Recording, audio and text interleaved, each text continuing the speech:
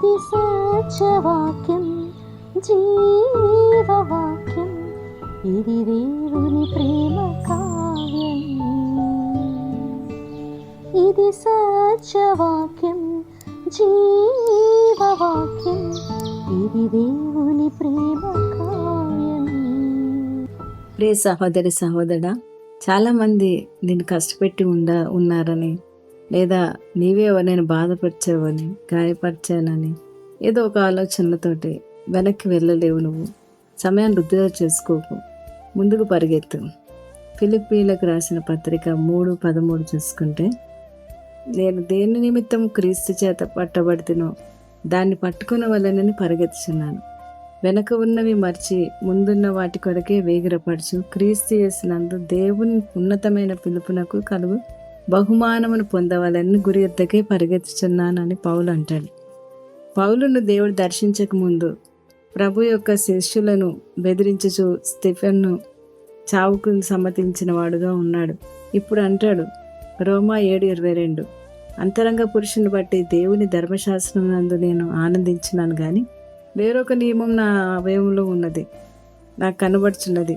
అది నా మనస్సునందున్న ధర్మశాస్త్రంతో పోరాడుచున్నది. నా అవయవాల్లో ఉన్న పాప నియమమునకు నన్ను చెరపట్టి లోపరుచుచున్నది. అయ్యో, నేను ఎంత దౌర్భాగ్యం! ఇట్టి మరణకరమగు లోనగు శరీరమును నన్నెవరు విడిపిస్తాడు అని అంటూ ఉంటాడు. అంటే కాగా మనసు విషయంలో నేను దైవ నియమమునకు, శరీర విషయంలో పాప నియమకు దాసునై ఉన్నాను. మనం కూడా ఇలాంటి పోరాటం నిరంతరం పోరాడుతూనే ఉంటాం. రోమా 8:2, క్రీస్తు యేసునందు జీవనిచ్చు ఆత్మ యొక్క నియమము పాప మరణ నియమం నుండి మనల్ని విడిపించాను. పరిశుద్ధాత్ముడే మనల్ని విడిపిస్తాడండి. నా గత జీవితంలో నేను ఎంత గొప్పవాడిని అయినప్పటికీ, నేను చేసిన మంచే కానీ చెడే కానీ వాటి ద్వారా పొందేది ఏదీ లేదు. క్రీస్తుని ధరించుకొని ఉన్నాను. ఆయన విశ్వాసంతో ముందుకు సాగిపోతానండి పౌలు అంటున్నాడు. వెనక ఎన్ని మర్చిపోయి ముందుకు సాగిపోతున్నాడు. ఎబ్రీ 11 మొత్తం చూస్తే సాక్షి సమూహం విశ్వాసుల జాబితా ఉంటుంది. హానోకు, హేబేలు, నోవాహు, అబ్రహాం, ఇస్సాకు, యాకోబు. దేవుడు దేనికి శిల్పి నిర్మాణకుడై ఉన్నాడో పునాదులు గల ఆ పట్టణం కొరకు ఎదురు చూశారు. 11వ వచనం చూస్తే హెబ్రీ 11:11, వాగ్దానం చేసిన వాడు నమ్మదగిన వాడని శారా గర్భం ధరించుకోవడానికి శక్తి పొందింది. మోషే ఏమో ఐగుప్తు ధనం కంటే క్రీస్తు విషయమైన నింద గొప్ప భాగ్యం అని ఎంచుకొని ప్రతిఫలంగా కలుపు బహుమానం కొరకు దృష్టి ఉంచాడు.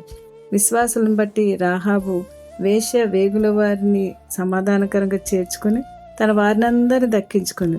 గిద్యోను, బాలాకు, సంసోను, యెఫ్తా, దావీదు, సమూయేలు మొదలైన ప్రవక్తలందరూ ప్రభువుకు ప్రజలందరినీ రక్షించిన వారుగా, రాజ్యాలు జయించిన వారుగా, నీతి కార్యాలు జరిగించిన వారుగా కనబడతారు. దానియేలు దేవుని దృష్టికి నిర్దోషిగా ఉండి ఆ సింహపు నోళ్లను మూయించినట్లు, షడ్రక్ మేషక్ అబేద్నెగో అగ్ని బలం నుండి చల్లార్చి ఖడ్గదారులను తప్పించుకున్నట్లు ఇవన్నీ మనం చూస్తాం. బలహీనులుగా ఉండి వీరు బలపరచబడి యుద్ధంలో పరాక్రమశాలుగా అన్యుల సేనలు పారదోలిన వారుగా మనకి ఆ జాబితాలో కనబడతారు. హెబ్రీ 12:1 నుండి చూస్తే ఇంత గొప్ప సాక్షి సమూహం మన ముందు మేఘంలాగా ఆవరించిందిగా. ఎలా నడిచారో మనం కూడా విశ్వాసంతో నిలకడగా జీవించాలని, విశ్వాసాలను ముందు పెట్టుకుని మనం నడవాలని మనం చూస్తాం. వారు అన్ని విషయాల్లో అంటే పరలోక సంబంధమైన వాటి మీద వారు దృష్టించి ప్రభు యొక్క సంకల్పంలో పోరాడి వారి పరుగును ముట్టించారు. మనం కూడా విశ్వాసంను ప్రదర్శించి దేవుని కృపను పొందుకుని శ్రమలు సహిస్తూ ఈ లోక సంబంధమైన విషయాలను శోధనలాగా మన మీదకి వస్తాయి. వెనక్కి వెళ్ళిపోవద్దు. విశ్వాసన కర్తవ్యం అంటే మన పక్షంలో పోరాడే సేనాధిపతిగా ఉన్న ప్రభు కొనసాగించేవాడై ఉన్నాడు. యేసు వైపు చూస్తూ మన ఎదుట ఉంచబడిన పందెంలో ఓపికతో పరిగెత్తాలి. ఆయన అంటే క్రీస్తు తన ఎదుట ఉంచబడిన ఆనందం కొరకై అవమానమును నిర్లక్ష్యపెట్టి సిలువను సహించి దేవుని సింహాసనం యొక్క కుడి పార్శ్వమున ఆసీనుడై ఉన్నలాగునే మనం కూడా అలసట పడక మన ప్రాణం విసుకకు ఉండినట్లు పాపాత్ములు తనకు వ్యతిరేకంగా చేసిన తిరస్కారమును ఓర్చుకొనిన ఆయనను మనం తలుసుకోవాలి. ప్రభుని చూస్తూ ఆయన్ని ఆధారం చేసుకున్నప్పుడు శక్తినిస్తాడు దేవుడు. ఓర్పు మనమే తెచ్చుకోవాలి. ఆ ఆలోచనలు మనం పక్కన పెట్టి పరిగెత్తడానికి ముందుకు ఆ బహుమానం నిత్యమైన ఆనందం కొరకు మనం వేచి ఉండాలి, నిరీక్షణ కలిగిన వారిగా ఉండాలి. యేసు ప్రభు దేవుడై ఉండి అవమానం సహించాడు. దూషించిన వారికి ఏం దూషణ మళ్ళీ పలకలేదు. తన హృదయంలోనికి అవి రానిలేదు. నేను నా కొరకు రాలేదు, నేను నా తండ్రి చిత్తం నెరవేర్చడానికి వచ్చాను. ఈ శరీరం తండ్రి చిత్తం నెరవేర్చడానికి అమర్చబడింది అని ప్రభు ఎలా తలుసుకున్నారు, ఎలాగా ఆయన నిలబడ్డారో మనం కూడా. సాతాను 3 సార్లు ప్రయత్నించింది దేవుణ్ణి, తన అంటే దేవుణ్ణి శోధించింది. ఫిజికల్గా, ఎమోషనల్గా, మెంటల్గా శ్రమను అనుభవించారు. ఆయన శిలువ శ్రమను అనుభవించారు. కానీ ఎక్కడా కూడా ఆయన తన పరుగుని ఆపలేదు. మనం కూడా మెంటల్గా, ఎమోషనల్గా, ఫిజికల్గా టార్చర్ ఎదురు అవుతుంది మనకి. మనం కూడా అదే విధంగా మనం దేవుని చూస్తూ ముందుకు వెళ్ళిపోవాలి. నియమ ప్రకారం పోరాడాలి, లేకపోతే బహుమతి ఉండదు. మారు మనసు పొందడం అనేది ఒక నియమం. ప్రభువుకి మనల్ని మనం సమర్పించుకుని ఆయన మన హృదయంలోకి స్వీకరించినప్పుడు ఆయన మనతో ఉండి మనకు ఆదరిస్తూ మనల్ని నడిపిస్తాడు. 2 చిక్కులు పెట్టేది ఏది ఉందో పరిశుద్ధాత్మని విడిపించమని అడగాలి. పరిశుద్ధాత్మ మిమ్మల్ని విడిపిస్తాడు.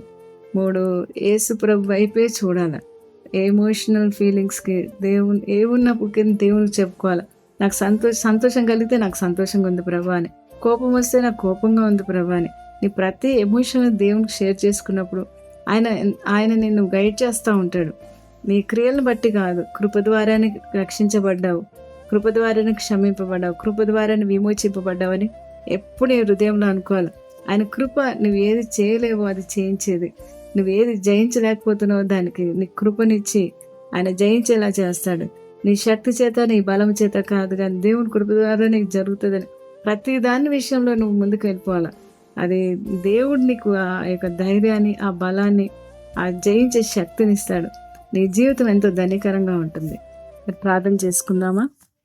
సర్వోన్నత సర్వశక్తి మంత్రి నీకు స్తుతులు, స్తోత్రాలు ప్రభా. నాయన దేవ తండ్రి, మాకు ఇచ్చిన ఈ గొప్ప భాగ్యాన్ని బట్టి వందనాలు. మాకు ఇచ్చిన సమయంలో తండ్రి మేము బహు జాగ్రత్తగా వాడుకోవడానికి సహాయం చేయండి. ఇచ్చిన సమయాన్ని వృధా చేసుకోకుండా, అనవసరమైన మాటల్లో అనవసరమైన గతాన్ని తలుసుకుంటూ ముందున్నది పోగొట్టుకోకుండా సార్థకమైన జీవితం జీవించడానికి, చెడుని విసర్జించి మంచిలో నడవడానికి, మంచిని పంచిపెట్టేవారుగా మీరే సహాయం చేయండి. పరిశుద్ధ రక్తంతో మా స్వభావాన్ని, మా గిల్టీనెస్ని, నీకు ఇష్టం లేనివన్నీ మా జీవితాల్లో కడిగివేయండి.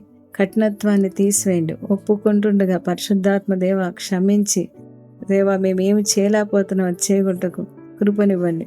మమ్మల్ని పిలిచిన పిలుపు గొప్పది ప్రభా. నువ్వు గొప్ప దేవుడు ప్రభా.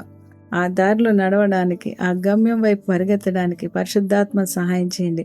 మమ్మల్ని విడిపించే దేవుడవు, మా ఆత్మను కాపాడే దేవుడు నీవై ఉన్నావు ప్రభా. నీకే మమ్మల్ని మేము సమర్పించుకుంటూ నీకే మహిమ, ఘనత, ప్రభావాలు ఆరోపిస్తున్నాం తండ్రి. Amen, amen, amen.